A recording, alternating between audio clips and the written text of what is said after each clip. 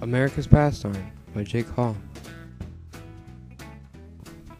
Abner Doubleday was a United States Army officer and is often credited for inventing the sport of baseball, but today nobody knows who the real creator is.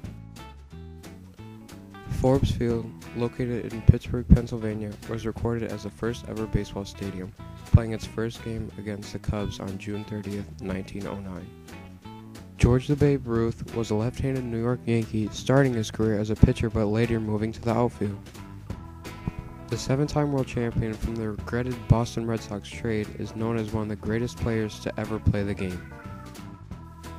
Henry the Hank Aaron played 23 seasons in the MLB, starting and ending his career in Milwaukee.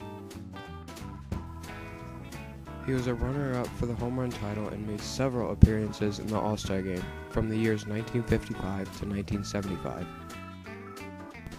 Jackie Robinson is probably my all-time favorite player, from his overall background to the courage and motivation to break the color barrier. The number 42, Jackie's number, is now retired by all MLB teams for his accomplishments on and off the field.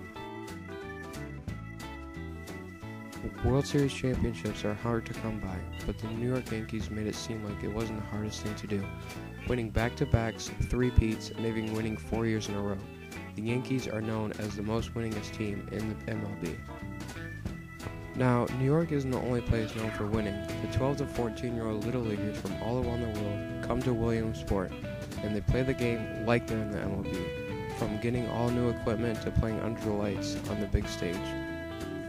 Every year there's a big surprise in the Little League World Series, from kids throwing 70 to even 80 miles per hour to how fast these kids are going up. NCAA baseball is an excellent accomplishment in life, but moving to the next level is off the charts. Studies have shown that 10.5% of college baseball players will get drafted into the next year of the MLB draft. Some people take the All-Star Game as just fun and games, but it really does mean something later in the season. Whatever division wins the All-Star Game gets home field advantage later in the World Series. Several introductory games are played before and after a game itself, but the main event of the week is always the Home Run Derby. Speaking of home runs, a guy named Barry Bonds knows a few things about them.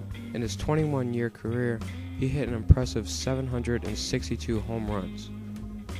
The unique features in baseball stadiums is unreal nowadays. Back then, they were lucky to have a fence and bleachers in the outfield. The most recent stadium in the MLB is Miami Marlins Stadium.